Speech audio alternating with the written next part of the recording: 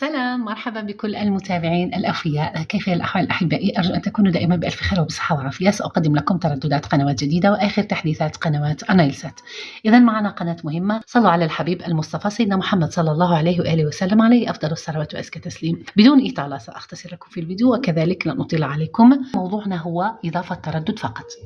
من القائمة الرئيسية منيو نختار تركيب، ثم قائمة تيبي، ثم نضيف التردد 11861، معدل الترميز 27500، والاستقطاب عمودي في.